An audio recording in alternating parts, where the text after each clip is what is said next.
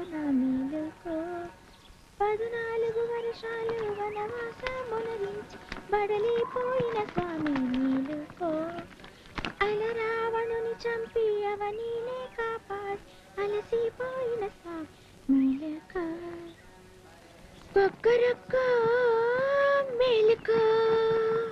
అమ్మాయి గారు అదేం పనండి సేర్ నేను అరతగా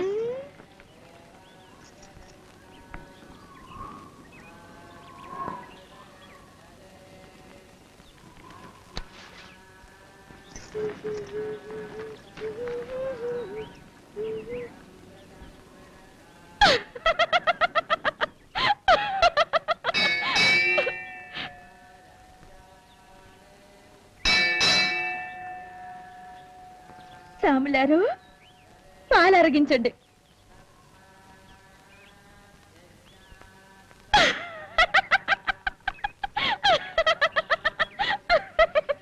ఎంత పెద్ద కట్టం వచ్చి పడితే ఆ పాటలేటి ఈ నవ్వులేటి. గురువు గారు ఏడిస్తే కన్నీళ్లు ఖర్చయిపోతాయని మీరేగా చెప్పారు. నేను చేసిన దూకుడు పనికి మీకు శానా కట్టాలు వచ్చి పడ్డాయండి. ఇంత అవుద్దనుకోలేదు, క్షమించండి. భలేవాడివే, మొగుళ్ళు పెళ్ళాలకు దండం పెట్టకూడదు, కళ్ళవుతాయి. మీరు భలేవరండి. ఇంక వనవాసం చాలు గాని పదండి, మిమ్మల్ని కోటలో దిగేసి నేను గంగలో దూకేస్తాను. ఆ ఛాయలకెళ్తే మా నాన్నగారు షూట్ చేసి పడేస్తారు. దొరగారు దేవుడండి, ఆయన కోపం తాటాకమంటే. ఆయన దాకా వెళ్ళలేం.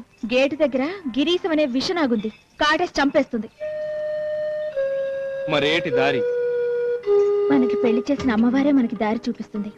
ఈ ప్రాంతాల్లో ఉంటే గిరీశం మూట మనం తరుముతూనే ఉంటారు. హైదరాబాద్ వెళ్ళిపోదాం, అక్కడ మన ఎవరు గుర్తుపట్టరు. హైదరాబాదా? మనం ఎప్పుడు వెళ్ళలేదే. ఇప్పుడు వెళ్దాం, అక్కడ మనకెవరో తెలదే. ఇప్పుడు తెలుసుకుందాం. మరి కూడు గూడు 10 రోజులకి సరిపడా డబ్బుంది. డబ్బా? డబ్బెక్కడదండి? ఆ కోవెల పూజారి గారు సాయం చేశారు. నా చేతి 2 గాజులు ఇస్తే బోలెడన్ని గాజులు ఈ డబ్బు ఇప్పించారు.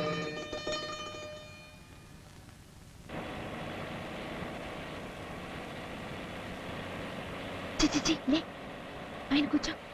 అమ్మా భలేవరే. ఇలా కూర్చో, పైకి రమణానా. ఇలా చేస్తే నేను రాజావారి అమ్మాయిని అంతా పసిగట్టేస్తారు.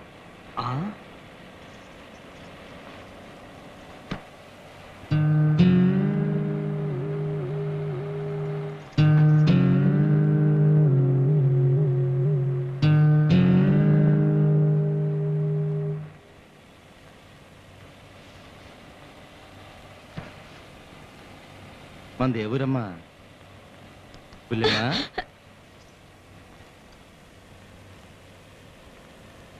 మన దేవురేంటి?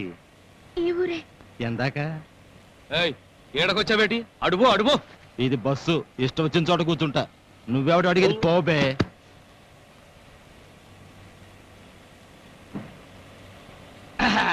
మన దేవురు అమ్మరు ఎందాక పర్లేలే, ఈశాలంగా చూసుకుని కూకో. అది మా ఆడంగులు లే. నువ్వెవడు బే అడిగేది? ఇది బస్సు, నా ఇట్టం వచ్చిన చోట కూకుంటా. నువ్వెవడు చెప్పడానికి?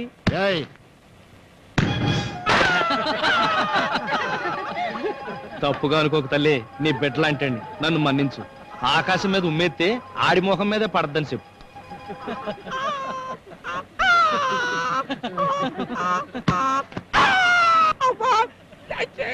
హైదరాబాద్ వెళ్ళాక సరి చేద్దాం, అందాక కూకో.